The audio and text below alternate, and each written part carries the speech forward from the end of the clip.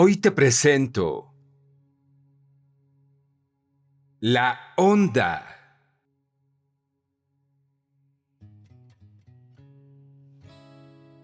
Durante el movimiento estudiantil de 1968, los jipitecas no parecían muy interesados en salir a manifestarse con los estudiantes. No solo los habían golpeado la única vez que lo hicieron, sino que más bien los hippies mexicanos, como los indios, eran muy introvertidos por naturaleza, a diferencia de los estudiantes, y no concedían gran atención a los sucesos del país. Por tanto, para ellos la militancia política no era la forma adecuada de hacer la revolución, pues para empresas de este calibre estaban los ácidos. Además, muchos de los estudiantes no eran proclives a la contracultura. De hecho, en ese sentido el movimiento fue una típica evolución en las actividades contestatarias de la izquierda mexicana, que debido a su entusiasmo por la Revolución cubana, era sumamente latinoamericanista. Cualquier cosa que se relacionara con Estados Unidos tenía que ser un horror de imperialismo, y dejaban de ver que la contracultura era una reacción profunda, humanizante, en contra de la naturaleza imperialista, explotadora de Estados Unidos. Para la izquierda mexicana, el rock y los hippies eran infiltración imperialista, o una forma de colonialismo cultural. Colonialismo mental, le llamó Carlos Monsiváis. Por tanto, no hubo rock en el movimiento estudiantil, sino canciones de la Guerra Civil Española y corridos de la Revolución, especialmente el de Cananea. Sin embargo, el movimiento estudiantil fue de tal magnitud que nadie en México, lo quisiera o no, se sustrajo a su influencia. En un principio, el movimiento del 68 estuvo compuesto casi exclusivamente por estudiantes.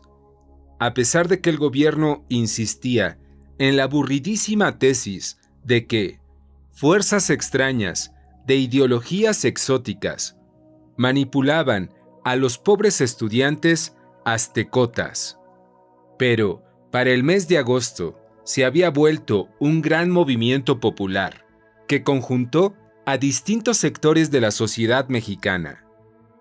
Algunos jipitecas, que no eran aferrados a los dogmas de la revolución psicodélica, apoyaron al movimiento de los estudiantes y participaron en las manifestaciones, con todo y su rock and roll y marihuana. Además, muchos de los estudiantes que militaban en el movimiento también habían sido impactados por todo el revuelo de la psicodelia y, aunque no eran hippies, pues no creían en la panacea de los alucinógenos, les gustó el rock. The Beatles a Creedence. Fumaron marihuana. Ocasionalmente probaron hongos o LSD. Se dejaron el pelo largo y, morral al hombro, se vistieron con faldas cortísimas o con chamarra, pantalones de mezclilla. De esa forma se acortaron un poco las distancias entre los jóvenes, que en los 60 querían hacer la revolución, unos dentro del individuo, otros en el mundo social. En realidad, aunque en un principio no era tan fácil advertirlo, tanto unos como otros dejaron huellas profundas en México. El movimiento estudiantil fue aplastado inmisericordiamente, con lo que de nuevo se manifestó la naturaleza autoritaria y represiva del régimen priista mexicano. En la noche de Tlatelolco, el 2 de octubre de 1968. Los horrores de Tlatelolco, con su carga de asesinatos, desaparecidos, torturados y encarcelamientos, tuvieron efectos profundísimos en la vida del país. A partir de entonces, muchos jóvenes creyeron que las vías para llevar a cabo los cambios en México tenían que ser violentas, y por eso surgió la guerrilla en el estado de Guerrero y la llamada guerrilla urbana en las grandes ciudades. Pero muchos jóvenes que no se animaban a ir tan lejos, consciente o inconscientemente, simpatizaron con la rebelión pacifista de los hippies y sin llegar a tomar religiosamente los postulados básicos de la psicodelia, adoptaron muchos rangos de la contracultura, especialmente en el pelo, el atuendo y el lenguaje. Los hipitecas, por su parte, después de presenciar, impresionados, los sucesos del 68, también atenuaron el sectarismo psicodélico y ampliaron su conciencia social. De esta manera, se formó la onda, las manifestaciones culturales de numerosos jóvenes mexicanos que habían filtrado los planteamientos hippies a través de la durísima realidad del movimiento estudiantil. Era algo mucho más amplio que abarcaba a chavos de pelo largo que oían rock and roll, fumaban marihuana y estaban resentidos contra el país en general por la represión antijuvenil de los últimos 12 años. Se trataba de jóvenes de distintas clases sociales que, como antes, en Estados Unidos, funcionaban como pequeñas células aisladas y diseminadas a lo largo del país, porque en 1969 ya había chavos de la onda en muchas ciudades, grandes y pequeñas, en México. Los alcances de este grupo solo se pudieron apreciar en su conjunto durante el eclipse solar de 1970 y en el Festival de Avándaro de 1971. A partir del 68 se empezó a hablar de chavos de la onda y ya no tanto de hippies. La palabra onda sin duda adquirió importancia medular en la contracultura mexicana. Su acepción original tiene ya los elementos como para que la palabra fuera clave entre los jóvenes mexicanos de los 60. Véase si no esta definición del diccionario. Hay varias clases de ondas. Las ondas materiales, que se propagan por vibraciones de la materia, y las ondas electromagnéticas, debido a la vibración de un campo electromagnético, fuera de todo soporte material. Entre las primeras se pueden señalar a las ondas sonoras. Entre las segundas están las ondas ultravioleta, la luz visible, los rayos infrarrojos y las ondas radioeléctricas. Un hipiteca diría algo parecido. Hay varias ondas. Son las ondas dentro de la misma onda. Algunas son materiales. Pásame esa onda. Pero otras son intangibles. La onda. En todo caso, para los chavos mexicanos de los años 60, la onda fue energía intangible, pero mesurable, que funcionaba esencialmente como vía de comunicación, de interrelación que hermanaba. Por otra parte, una onda podía ser cualquier cosa, pero también un plan por realizar, un proyecto, una aventura, un estado de ánimo, una pose, un estilo, una manera de pensar e incluso una concepción del mundo.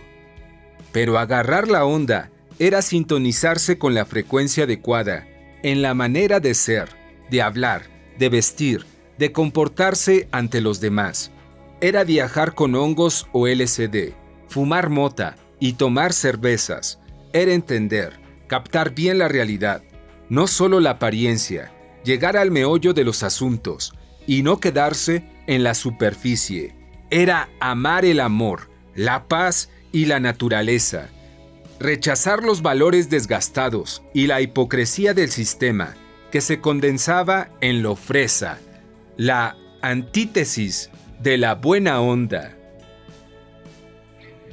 Los chavos de la onda siguieron siendo perseguidos, golpeados y encarcelados porque nunca hubo un movimiento articulado que permitiera la cohesión de tanto joven y la defensa de sus derechos. Más o menos pudieron sentir su peso colectivo en septiembre de 1970, cuando jipitecas y honderos de todas partes se congregaron en Oaxaca para presenciar un eclipse solar total.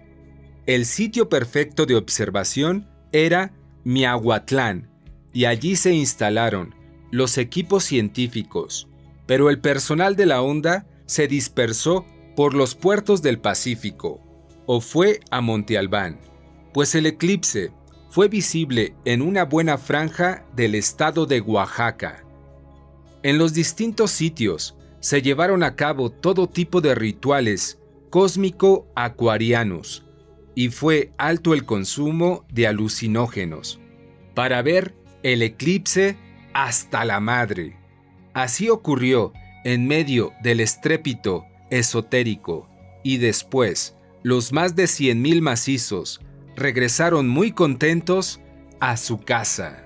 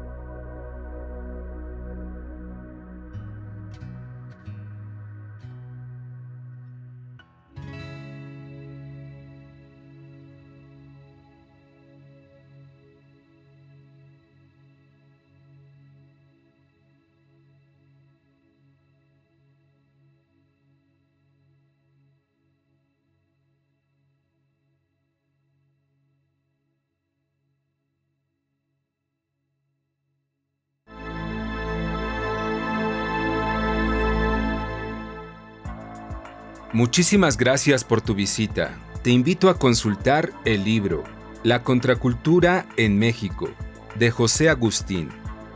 Me parece un excelente libro para poder comprender los fenómenos sociales del México de los años 60 y 70 y los efectos que ahora podemos observar en la cultura del México actual.